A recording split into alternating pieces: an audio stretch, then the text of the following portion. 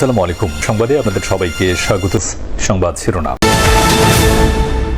PR পদ্ধতিতে নির্বাচন চায় না জনগণ, বললেন মির্জা ফখরুল। ঐকমত্য কমিশনের পক্ষে মত দিয়েছে অধিকাংশ দল, দাবি তাহেরের।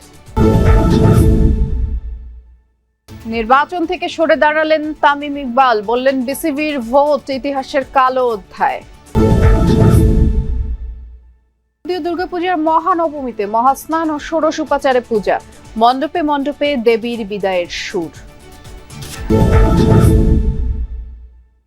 রাতভর ভারী বৃষ্টিতে জলাবদ্ধ ঢাকা, নারায়ণগঞ্জ সহ বিভিন্ন শহর। পানিতে তলিয়েছে দোকানপাট, ঘরবাড়ি, জনদুর্ভোগ চরমে। আসসালামু আলাইকুম। এতক্ষণ শুনছিলেন সংবাদ শিরোনাম, এখন শুনবেন বিস্তারিত। আনুপাতিক পদ্ধতিতে ভোট বা পিআর নিয়ে অনড় অবস্থানে বিএনপি ও জামায়াত। জামায়াত বলছে ঐকমত্য কমিশনে অধিকাংশ দল পিআরের পক্ষে। বিএনপি বলছে দেশের মানুষ এটা বোঝে না, তাই সনাতনী পদ্ধতিতে নির্বাচন চায় দলটি। নিউ ইয়র্ক থেকে সহকর্মী মাহফুজ মিশুর রিপোর্ট। পিআর পদ্ধতিতে নির্বাচন সহ 5 দফা দাবিতে আবারও নতুন কর্মসূচি নিয়ে মাঠে জামায়াতে ইসলামী বাংলাদেশ। দলটির যুক্তি, দীর্ঘদিন ধরে চলা ঐকমত্য কমিশনের বৈঠকে তারা বাদেও আরো বহু দল এই নতুন পদ্ধতিতে ভোট চায়। আমরা দুই পক্ষেই পিআর চাচ্ছি। আপনারা জানেন যে ঐকমত্য কমিশনে 31টা দল আমরা ছিলাম, এর ভিতরে 25টা দল পিআর এর পক্ষে, কিন্তু একটা কোয়ালিটেটিভ ডিফারেন্স ছিল। অনেকে আপার হাউসে পিআর এর পক্ষে, আর অনেকে আপার এবং লোয়ার হাউস দুটাতে পিআর এর পক্ষে, কিন্তু পিআর চায় 31-এ 25 জন। তো সেজন্য আমরা পিআর চাচ্ছি। যদিও কোনোভাবেই বিএনপি পিআর পদ্ধতি চায় না, দলটি বলছে এটি নিয়ে জনগণের কোনো আগ্রহ নেই। না, এই ব্যাপারে তো আমাদের বক্তব্য একেবারে স্পষ্ট, সুনির্দিষ্ট। আমরা পিআর পদ্ধতিতে যাব না, এবং এই দেশের মানুষ এটা নেবেও না, তারা মেনেও নেবে না, বোঝেই না ঠিক মতো। আর এটা যেহেতু আপনার ইলেকশন থেকে আপনাকে প্রসেসে আনতে হবে, একটা তো কালচারের ব্যাপার আছে, তো সেখানে আপনাকে সময় নিতে হবে, ধীরে ধীরে যেতে চান। ইফ পিপল থিঙ্ক দ্যাট এটাই ঠিক আছে, তাহলে যাবে। নিম্ন বা উচ্চ কক্ষ কোথাও এই পদ্ধতির দরকার নেই বলেও মনে করে বিএনপি। তবে এটি না হলে কি হবে, সেই প্রশ্নের সরাসরি উত্তর দেয়নি জামায়াত। নিম্ন কক্ষে পিআর এর পক্ষে নই আমরা, উপরের দিকেও পিআর এর পক্ষে কথা বলিনি, তবে সেগুলো আমরা পরে আলোচনার মাধ্যমে এই সমস্যাগুলো সমাধান করা যেতে পারে। বাট এগুলো রাজনীতিতে নাই। আমরা আমাদের দাবি করতেছি এবং আমরা আশা করি এটা সরকার মানবে, যদি এটা জনগণের দরকার। And will participate election on February. সরকার না মানলে তখন আমি তো বলছি না, এই বাট তো রাজনীতিতে নাই। আমি বলছি আমরা দেখবো তখন। প্রধান উপদেষ্টার জাতিসংঘ সফর ইতিবাচক বলেও মনে করেন দুই দলের নেতারা। রাজনৈতিক কিছু ইস্যুতে দ্বিমত থাকলেও ফেব্রুয়ারিতে নির্বাচনের পক্ষে এখন পর্যন্ত একমত বিএনপি ও জামায়াতে ইসলামী বাংলাদেশ। তবে দল দুটির নজর এখন আগামীতে জোট আর ভোটের নানান সমীকরণ মিলানো। Mahfuz Mishu, Jamuna news, New York, যুক্তরাষ্ট্র। দুর্গাপূজা চলাকালে পাহাড়ের অস্থিতিশীলতা জাতীয় ও আন্তর্জাতিক চক্রান্তের অংশ বলে মন্তব্য করেছেন বিএনপির সিনিয়র যুগ্ম মহাসচিব রুহুল কবির রিজভী। সকালে পল্টনে পূজা মণ্ডপ পরিদর্শন শেষে তিনি বলেছেন, যারা শেখ হাসিনার পতন মানতে পারেনি তারাই পরিকল্পিতভাবে পূজার সময় পাহাড়ে অস্থিতিশীল পরিবেশ সৃষ্টি করছে। রিজভী বলেন, রাজনৈতিকভাবে সাম্প্রদায়িক সম্প্রীতিকে বিভাজিত করা হয়েছে। দুর্গাপূজাকে নস্যাৎ করতে পাশের দেশ থেকে ষড়যন্ত্র হচ্ছে দাবি করে রিজভী বলেছেন, হিন্দু মুসলিম সবাই এক হয়ে পূজা যাতে সুষ্ঠুভাবে সম্পন্ন হয় সেই শপথ নিয়েছে। ঘটছে সেই সম্মিলন, এইটাই আমার বক্তব্য।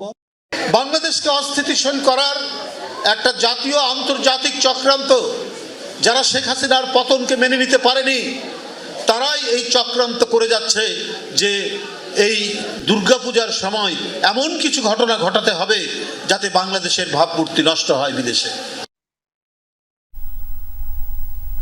জাতীয় প্রেস ক্লাবে আন্তর্জাতিক প্রবীণ দিবস উপলক্ষে আলোচনা সভায় বিএনপি স্থায়ী কমিটির সদস্য ডাক্তার এজেডএম জাহিদ হোসেন বলেছেন, নির্বাচন পিআর পদ্ধতিতে নয়, সংবিধান অনুযায়ী হবে। সাংবাদিকদের প্রশ্নের জবাবে তিনি বলেছেন, আওয়ামী লীগ নিয়ে প্রধান উপদেষ্টার বক্তব্যে প্রশ্নবোধক চিহ্ন এসেছে। যারা গণহত্যা, গুম, খুন, লুটপাট করেছে তাদের বিচারের আহ্বান তিনি জানান। বলেন, আওয়ামী লীগকে জাতির কাছে ক্ষমা চাইতে হবে। কোন অবস্থাতে গণহত্যাকারী এবং গণদুশ্মন যারা ছিল, যারা গুম করেছে, যারা মানুষকে নির্বিচারে গুলি করে হত্যা করেছে, যারা মানুষের সম্পদ লুণ্ঠন করে দেশের বাইরে নিয়ে যেয়ে দেশের সম্পদ লুণ্ঠন করে পার করেছে, তাদেরকে বিচার এবং বিচারের আওতায় আনা। এবং জামায়াতের আমির ডাক্তার শফিকুর রহমানের সাথে সৌজন্য সাক্ষাৎ করেছেন ঢাকায় নিযুক্ত সুইডেনের রাষ্ট্রদূত নিকোলাস উইক্স। সকালে দলটির আমিরের কার্যালয়ে এই বৈঠক অনুষ্ঠিত হয়। বাংলাদেশের পরিস্থিতি, বাংলাদেশ সুইডেন সম্পর্ক, ব্যবসা বাণিজ্য, কূটনীতি নিয়ে আলোচনা করেন তারা।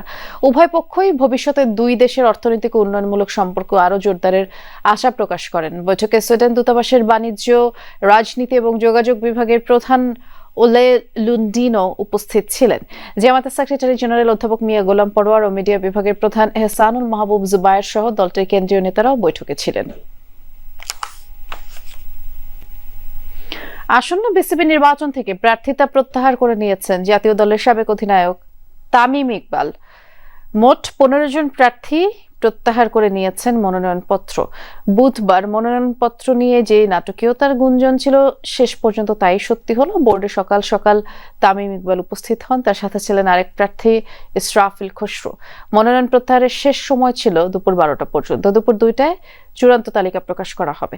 ক্লাব ক্যাটাগরি থেকে তামিমের সাথে মনোনয়নপত্র প্রত্যাহার করেছেন সাইদ ইব্রাহিম আহমেদ, ইসরাফিল খসরু, রফিকুল ইসলাম বাবু, মাসুদুজ্জামান, আসিফ রব্বানী, মির্জা ইয়াসির আব্বাস সহ 12 জন। এছাড়া ক্যাটাগরি 1 থেকে মীর হেলাল, তৌহিদ তারেক, 3 থেকে সিরাজউদ্দিন আলমগীর।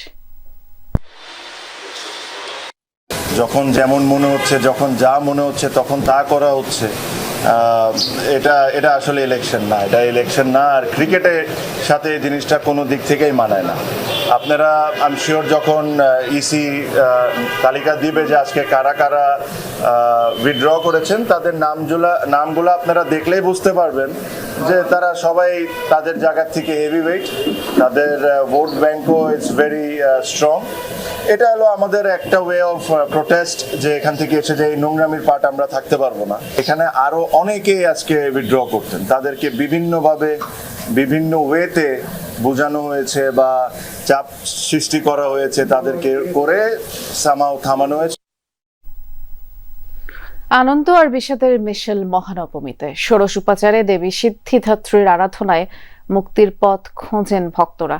সকাল থেকে মণ্ডপে মণ্ডপে সে উপলক্ষে শুরু হয় কল্পারম্ভ আর বিহিত পূজা। দেবী সিদ্ধিদাত্রীর আরাধনার মাধ্যমে বিশ্বের শান্তি ও কল্যাণ কামনা করেন সনাতন ধর্মাবলম্বীরা। অঞ্জলির মাধ্যমে নবমীর পূজার আনুষ্ঠানিকতা শেষ হয়। দেবীর বিদায় ক্ষণের বেদনাও বাজতে থাকে হৃদয়। তারপরও সব ছাপিয়ে আনন্দ আর উচ্ছ্বাসের কমতি নেই মণ্ডপে মণ্ডপে। এদিকে সন্ধ্যায় মহা আরতির পর শুরু হবে দেবীর কৈলাসে ফেরার প্রস্তুতি। আজও ঢাকেশ্বরী মন্দির পরিদর্শন করেন আইন শৃঙ্খলা বাহিনীর ঊর্ধ্বতন কর্মকর্তারা। এবং তো খারাপ লাগছে, সারা বছর অপেক্ষা করেছি মা কখন আসবেন, দেখতে দেখতে পূজা শুরু হয়েই শেষ হয়ে গেল। কালকে মা চলে যাবেন আবার। আজকে দিনই এফেক্টিভলি পূজার শেষ দিন, কালকে তো জাস্ট কিছু ছোটখাটো নিয়ম করেই মাকে বিদায় দেয়া। রাজধানীর বাইরে নানা আনুষ্ঠানিকতা উদযাপিত হচ্ছে শারদীয় দুর্গাপূজা। আজ মহানবমীতে নানা আচার চলছে। অষ্টমী